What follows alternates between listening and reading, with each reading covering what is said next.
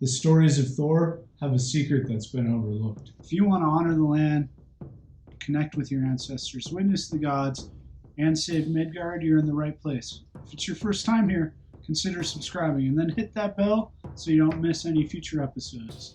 Real quick, before we jump into this secret of Thor's that we can learn from that will make Midgard a better place, I want to say at the moment of filming this, we're at 496 subscribers, which is freaking awesome. For those of you that are subscribed, thanks for your support. For those of you that haven't, please consider subscribing. You want to check out this video, there will be a link in the show notes, but I made an oath to basically try and bring large food forests, 20 acres or more, to a metropolitan area outside of every city in the United States.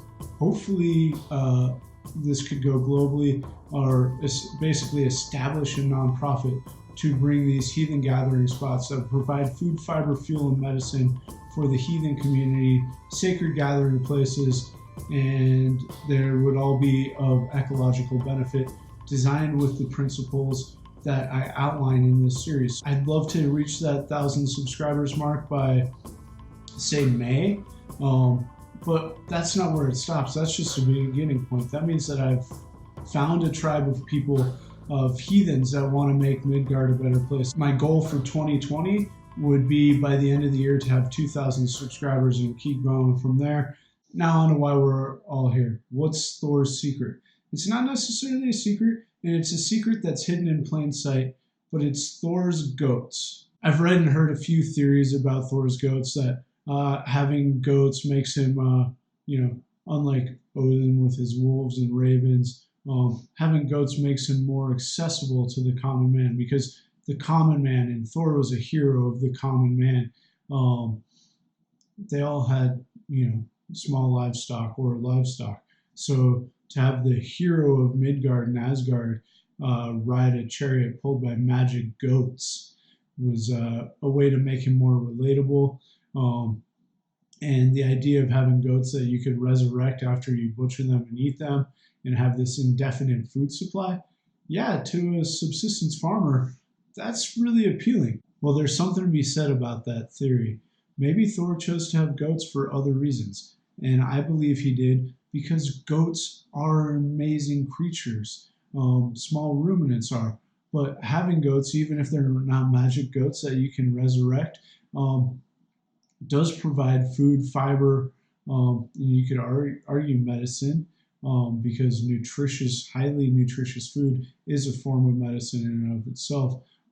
But they also bring a medicine to the landscape.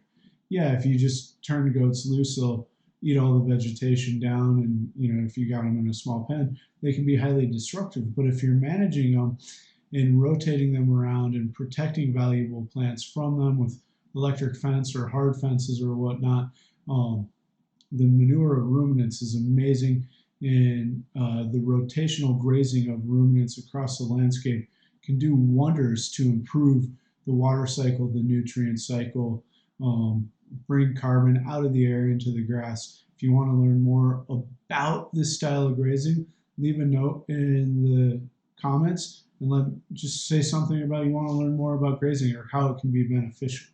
The really cool thing about the way goats provide these benefits to their caregivers is that they take generally plants that we can't eat, a lot of weeds or leaves off of trees, and turn that into either dairy or meat.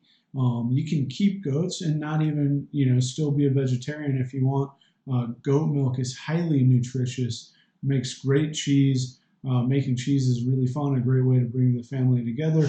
And a great way to store a product is by making cheese. It's far more shelf stable than the actual milk. The other cool thing about goats is they're accessible. Since they're smaller than, say, cattle, they're cheaper. You don't need as much land, and contrary to popular belief, they really, in my experience, they're not that hard to manage. An old joke amongst farmers is, how do you build a fence that'll hold a goat in?